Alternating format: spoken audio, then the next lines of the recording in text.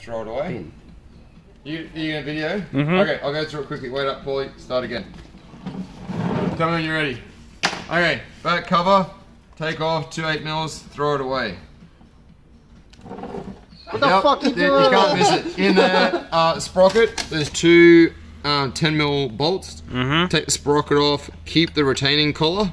Throw away the sprocket. And the retaining collar, the 2 outside bumpy tabby bits, you need to cut and file them down so they're roughly the same diameter as the centerpiece.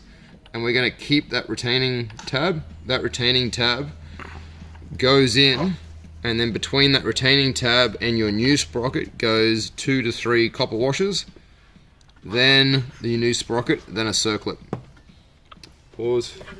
So all that does is if you don't, that retaining tab has got like a spline cut out in it, and if you don't run that retaining tab on the back of the spline and you just start packing washers on, the washers will push right up against the seal and just grind against the seal. So that retaining tab can only go on so far before the splines end, and it won't actually touch the what do you call it, the seal. Yep. So it goes cut down. If you don't cut down the retaining tab too, the 2 bits are too long, and the chain will touch. You'll see when you pull it out, you basically need to turn it into a washer. You have to get it inside. So that comes off. Do your sprocket, and then it's just held on. It doesn't. All it uses is a circlip to hold it on. Don't put that cover back on. It's a giant pain in the ass. You go to put the chain on, and you realise you can't get the chain on, and you can't get your hand in there to munch anything anyway. Okay, Yeah, I'm still recording. It's so good. This little bracket here, pull that 8mm bolt out, piss that bracket off. You can cut this hose down to about the top of it, and then just put the bolt back through and tighten it up, because this gets in the way of when you go to tension up the axle, because the axle sits right in here, and then you tension it up and it moves out. Okay. You won't be able to get it in close enough to get the chain on if you leave this bracket on. Okay, next. You need to go and buy a 4-litre bottle of running oil. So they've got oil in them, but it's shipping oil, it's not running oil, and you'll kill the engine. So I think it says there 800ml. So if you get a 4-litre bottle, you'll each get your 800ml out of it. And if you literally on the bench, the drain plug, I should show you 2 plugs. Don't undo that one. Okay. That one is the detent for the shifter. Oh. So it's got a ball bearing and a super high tension spring. Oh, okay. So if you pull that out, it'll rocket across the room. Oh, Jesus. So the big one, 17mm. Undo this one, drain the oil. Sweet. And then put it back in and crank it up. When you do your oil, just have it sit flat on the table like that, and it's got a built-in dipstick on it. So Love built-in dipsticks. it's super easy. So until I just running oil. Any specific running oil? Just mineral-based running oil. Sweet. It's got to be mineral-based. Don't go synthetic. You'll glaze the balls. It'll do all funky shit. Yeah. Okay, so running oil. Remove tab. Remove cover. Change sprocket. Okay, carby. So we're up to there's the manifold and the spacer. Do you want these factory screws? Nah, they're shit. So you will use the insulators. So first things first, and you want to do it over a couple of days. Remove this cover. Scotch Brite up, or I like sand. Chuck a rag down the port and sand and roughen up around there. These normally come with O-rings, but they die, so I just chuck them straight out. I roughen up under here with sandpaper as well. Some good quality RTV, and preferably one that's fuel safe. Because if you use just a regular gasket RTV, it'll get eaten and the fuel will start eating underneath it. So plenty of gasket goo. This one goes anyway. It's got a notch there, but it doesn't get in the way anyway. In your box, there's 2 what they call low heads. They're a half height head, black socket head, M6. Plenty of gasket goo, sit on lightly. I just, by holding the shank of the Allen key, tighten it down as tight as you can get it with the shank, then just leave it 2-3 days. come back the bolts out, Loctite the absolute shit out of the bolts, and I even put Loctite down the hole, crank them back in, lock them up, because you got so much leverage out here on that plate, they would like to work themselves loose. So then you got them cranked down, tiny little Scotch-Brite or sandpaper just around the edge there, and then it comes with its own gasket. So I normally just put a bead of Loctite around there, just give it a smooth on both sides. That'll go on there. Manifold bolts goes.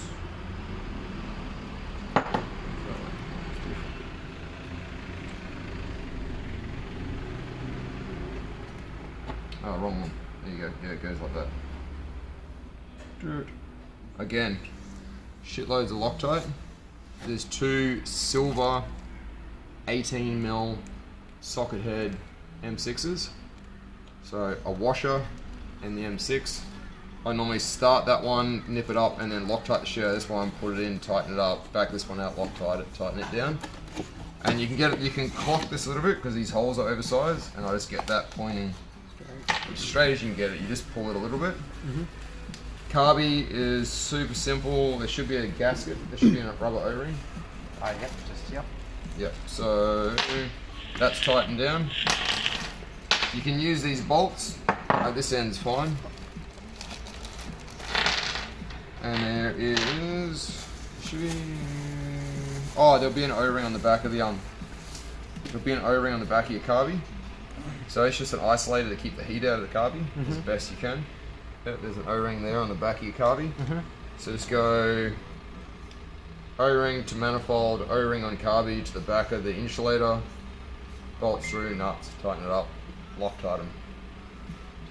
There will actually be, I wouldn't use these gold nuts it's with, I'd use the long bolts, but in your box there's more than enough M6 Nylox.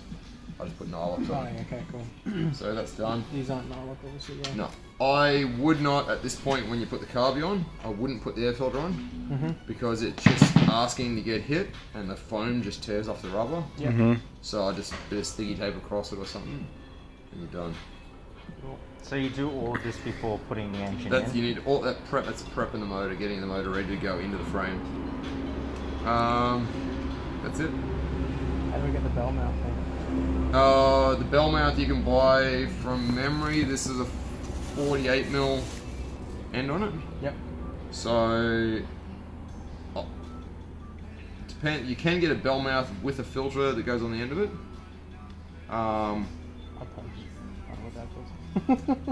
If you're going to be chasing around people, you mount. If you have 2 or 3 of them going, the amount of shit that hits you in the face comes up off the cart. So when we run them, we all just wear safety glasses. Yeah, right. Because otherwise you're like, and then you just get a rock smash in the eye, and man, that's it. You're out for the rest of the arvo with like throbbing headache and an eye you can't see out of.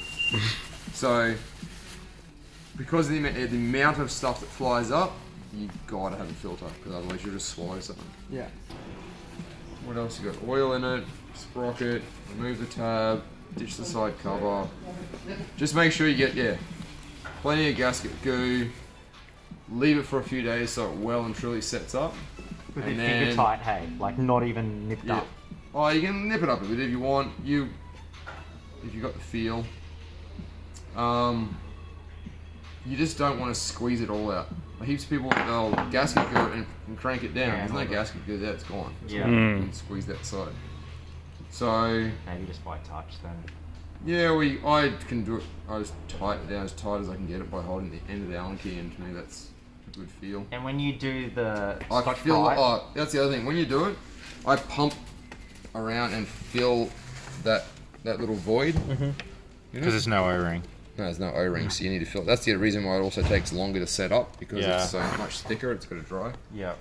So even if you left it for a week, just before you go cranking back down on it. Yeah, true. And do you Scotch Brite that whole one Oh, side? you can if you want, you'll never see it because it all faces down. I'm just going to Scotch Brite the whole fucking thing. I've got a sandpaper pad actually, and half the time I just go so it's roughed up. Yeah. Just because it's something to bite onto, because that's it's so smooth and anodized.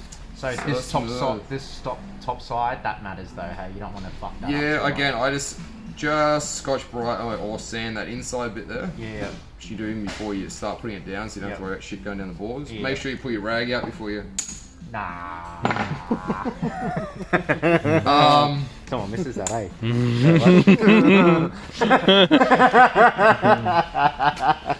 Bad memories, right there. What? Yeah, that way. Sorry. Yep. Yeah, and I just to seal it, I just like I said a bit of I just Use you could Loctite. use I just use Loctite. Well, it sets up hard and seals and bonds. Like So that goes on this edge here. yep, Okay, sweet. it can only go one way Yeah, cool. without pointing forward. Yeah, sweet. And then this one butts up against the Yeah, so O-ring to that, and that only can clock one way. Where's the O-ring gone? Oh, it's already in there. Sweet. Yep. Yeah. That on, and then the other O-ring to the back of that. You really want to run that because then these get hot, Yeah. and then you feel the carby. The carby's cool because the heat doesn't transfer into the alley to alley. Yeah. Yeah. And with this, do you run any Loctite on this at all? Nah. Sweet. That O-ring, it's so much cooler up here, and it doesn't have anywhere near the leverage up here as what it does down here. Yeah. Especially like the fact that the other one goes straight onto a super hot head. It just we used to use them, and we started having weird intermittent problems. Because it's heat. It just the O-ring had fretted and started to fall apart. Right. Just from the vibration, the It's heat. getting excessive air or something in there. So I'd get all of that ready to go. Probably, write or engrave your names on the top would be a good idea. And once you've got the carby space, you know whose it is. Yep. If you do want to hook up an oil cooler later, Yep. you can get all baller on your ass. There's, Do they do the kits online? you can. I'll probably show you the best one to buy. Yep. But all it does is come out that one, down and go back in. So if you take those two banjo bolts out, and it's an M10 by 1 mil from memory thread, and then just go to AN6. Yep. So and then off there you can go a 45 or a 90 depending on how you want to run your cooler lines. Yeah. I ran mine down and through the middle of the floor. Mates that now are running it out and around and in through the side of the floor underneath the side, Right. which seems to be more direct. Yep. And if you send me the link, I'll have a look. Honestly, I wouldn't. You wouldn't bother? Air cool's enough, even eh? if- I'm going even to build if one it's- for my wife, and I'm not going to put an oil cooler on. It's just one more pain in the ass thing. Yeah, true. It also gives you something else at the front to. To fucking punch uts into. into, yeah. It will tuck under the It's not front. gonna get too hot. Cool. Just buy another one later. Well, the whole thing, it gets plenty of airflow past it. yeah, Yeah. true. Cool. To this day, never had a problem with temperature, overheating, cooking, bad oil, anything like that. Yeah. Okay. So, make sure you do the running oil. Make sure that when you first get them going, don't run sleeves on them. Just Cut around. just make a big long track and spend half an hour just cruising around, no revs, just Really run. Labour it around. You want to bed the rings. At least Mineral we oil. got the hills with bed 'em in and. Yeah, just drive in and out and up and down out of the car park one night, and you'd have them all bedded in. And you only have to do that for half an hour. Man, an hour will go by if you're all doing it together like that. Follow each other around. Dump the oil while it's warm, and it looks like, man, you watch and see how metallic it comes out. It's scary how much metal comes out of these motors. Damn. But Yeah, mate. okie doke. Cool. All good? Done. So if